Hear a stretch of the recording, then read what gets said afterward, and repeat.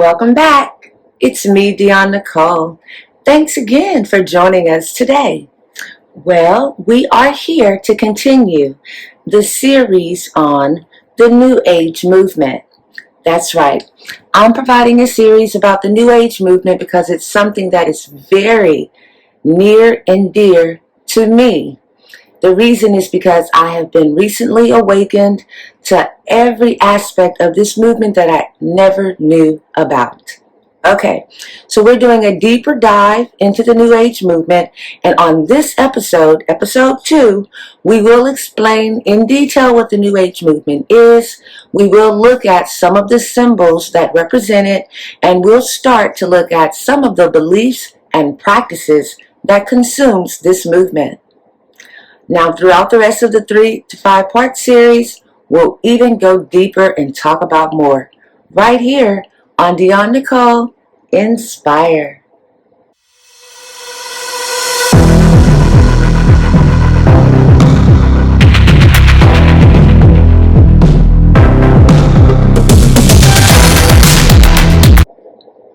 Now, as I said, this will end up being a 5-part series, and we're going to go deeper.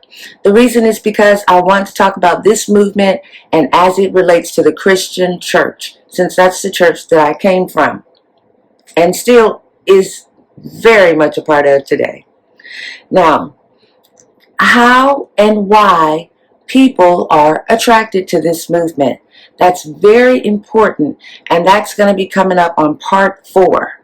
How and why people like me and you are possibly attracted to this movement, and what are the sources of some of the beliefs that it is based on. Where do those sources come from? That is what I want to explain further in part 5. I'll explain from what I understand how this movement is a complete contradiction to the Word of God.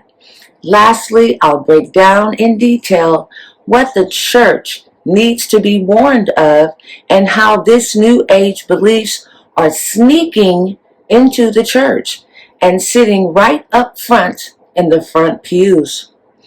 Or this movement is moving people away from the church in hopes of finding something deeper and more relatable and more spiritual. There's also a lot of broken people that have not found what they need either in the church or elsewhere, and they are taking their brokenness, their hurt, their pain, their trauma, or their desires for more, the desires for a spouse or a mate or more money or success or fame or future, and they don't know, or they think they're learning the right ways to get there. So this movement attracts very innocent, dear people. This is not a movement that is set out on attracting, in my opinion, evil people. I just feel that this movement has a very cunning and sneaky way of intertwining something that is very not of God. But before I get that deep, before you'll understand any of that, let's just do what I said we're going to do in this episode. And that is to talk about the New Age movement in detail and to show you some of the symbols. I just wanted you to know where I'm going with this further. Okay, now before I do go further, I want to let everyone know that's watching this video that I am not your judge, nor do I want to be, nor do I have a judgmental spirit. If you are practicing anything that I talk about during this video, just know that I love you. My heart goes out to you. I was you. I was you as well. I was you. And I never got as deep as some other people do get because I do have the Spirit of God in me. There are people that do not have the fullness of the Spirit, and therefore they get diverted in a different way. So I am just here to bring awareness. I am just here to bring information, education, enlightenment, revelation, because that's what I received. I'm sharing to you what I honestly received as I was searching for how to help people connect spiritually that didn't really understand or know about Jesus. That's what I was researching. And that's how I came about this movement. And this is not what I believe or think is true. This is what I am bringing forth as a warning, warning, warning. Now let's get into it. Here it is, the New Age movement. Let's talk about what it is in detail. But I didn't finish saying that I respect each individual. I respect who you are. I believe Matthew 7:1 that says, do not judge unless you want to be judged. I feel that way because I used to feel that I experienced judgments in my life, throughout my life, and I would never want anyone to feel that way. I would never want to put that or portray that out to anyone, that they are being judged. I'm just an average person, just like the next person, and I had questions, and I was very inquisitive, and I've always felt very spiritual. Even as a young child, I felt intuitive.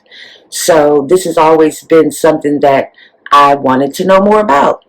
And as I got into the church world, I could see that there was so much that was missing in connecting with people and their hurt and their trauma. And that is what my goal was to understand how to help people understand God, understand the concept of the Spirit. And what I came about is that a lot of religions and a lot of beliefs are eliminating Jesus. Okay, I am passionate for everything that I believe. So what you see me come across with is passion. Let's go ahead and dive in. I have a website that I am going to post, that I am making reference, that I am using as a resource. And so I want you to know what that site is. That is www.gotquestions.org/new-age-movement. And I'll post that. I have a lot of other references. I've been researching this for weeks. And I probably will continue because I'm learning more and more and more. But there's a lot of different references. They will be linked. If not linked, they will be noted in my description of this video. Definitely check out the references that I have. Also, please research on your own. That is very important. Now, just to clarify, the New Age movement is not a church. It's not a religion. Instead, it's more like a set of beliefs that combines or mixes all views, all religions, and acceptance of all spiritual practices to reach a heightened sense of enlightenment and to receive knowledge. That's the goal. It welcomes all views. It accepts all things. It uses all the good parts that are similar in most religions and put them together and accepts them as the truth. Can everything be the truth? I don't think so. This movement uses these ideas to teach their followers how to become their own God, in a sense. Basically, to explain that a little bit more, what this movement teaches is that you must eliminate your own thoughts so that you can reach your inner core and your third eye and get the messages from the ultimate and higher being, which some people in this movement do call God, but ultimately there is another name for the God of the universe or God of the earth, which they feel is all one in the same. That is the belief in the New Age movement. Let me slow down. So, by definition, New Agers hold a view called pantheistic monism. Pantheistic monism. They see everything as being one and regard this one as divine. Hence, New Agers believe everyone is God. They also believe that the universe operates under the law of karma and its attendant doctrine of reincarnation. The personal goal of New Agers is to achieve spiritual enlightenment, and they commonly turn to so-called ascended masters or spirit guides to help them in their spiritual evolution. This is the spiritual definition of the New Age movement. I will explain that further when we talk about the signs and the beliefs and the practices. We will break that down. Also, I want to explain that, first of all, that reference came from a different website, and I will have it linked. It's called equip.org/perspectives/common-marks-of-spirituality. And I will have that one marked as well. Now, I just want to quickly go to the origins of this movement. I know that there are not any specific origins or date of origin. This is more like beliefs that originated as early as the 19th century from someone named Helena Petrovna Blavatsky. I know I didn't say that right, but Helena is the first name. Blavatsky, Blavatsky, is the co-founder of Theosophical Society. She announced a coming new age. She believed that Theosophists who embrace Buddhist and Brahminic notions such as reincarnation should assist the evolution of the human race and prepare to cooperate with one of the ascended masters of the Great White Brotherhood, whose arrival was imminent. Blavatsky believed that as the world's hidden leaders, members of this mystical brotherhood guided the destiny of the planet. So, she believed again that as the world's hidden leaders, members of this mystical brotherhood, guided the destiny of the planet. So she was not by herself. There's someone else that I found. His name is Gerald Gardner, and he is the founder of the Wiccan movement or religion. That is a pagan religion that emphasizes casting spells and witchcraft and things like that. He also came about in the early 1900s, but these are beliefs that the certain group of people in that time from different parts of the world came together with these beliefs. Slowly throughout time, it has been incorporated in different movements in the Western world. They combine Eastern and Western religions and beliefs and combine them all. And in the Western world, it had become more prevalent in the 1970s and 1980s, along with the hippie movement, and all of those types of things. That is what the New Age movement was attached to in our time, in our Western hemisphere. Before, they were practicing this somewhere else, like in England and things like that. So that's where it came from, and that's what it is. Now I want to look at the symbols that are represented in the New Age movement.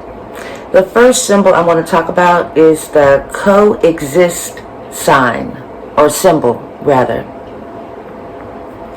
Now, the coexist symbol draws upon peace as the central and uniting theme present in the world's spiritual traditions. Promoting harmony over discord, these 7 symbols, united into one, reflect a much larger philosophy of human interconnectedness and respect. It's basically a respect of all nations of people, exist in mutual tolerance despite different ideologies and interests. The task of diplomacy was to help different states to coexist. So, the coexist symbol, every letter means something. In some of the symbols, you see the peace sign in the middle, and then there's different artistic variations of this symbol. The C ultimately means the half moon and star from Islam, symbolizing humanity and the universe. The O represents the pagan pentacle, a 5-point star representing connection with the elements. The E is the Hindu Om, representing the sound of life present throughout the universe. The X represents the Star of David, and that is symbolic of Jewish identity and spiritual strength. I represents the humanist symbol of the individual, indicating peace through self-knowledge.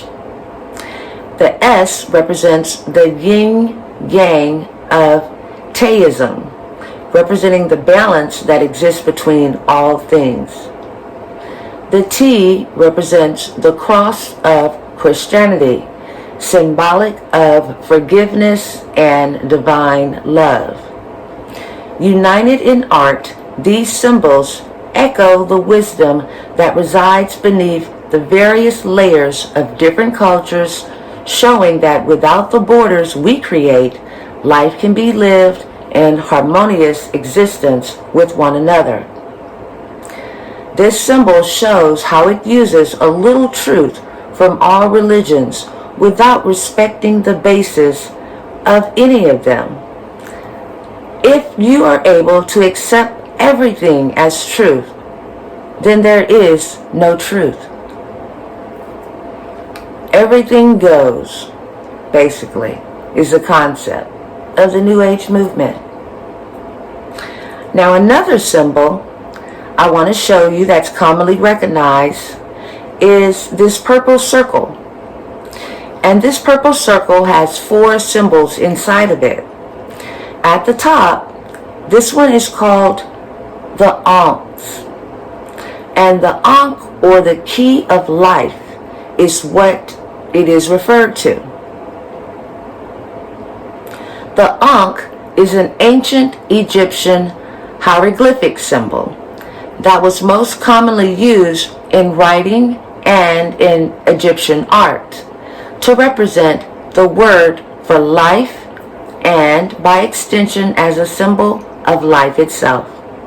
It was especially commonly held in the hands of ancient Egyptian deities, or being given by them to the pharaoh to represent their power to sustain life and to revive human souls in the afterlife. Next is the pentagram. The pentagrams were used symbolically in ancient Greece and Babylonia, and are used today as a symbol of faith by many Wiccans. The Wiccans akin to the use of the cross by Christians. And I will break down more about the Wiccans.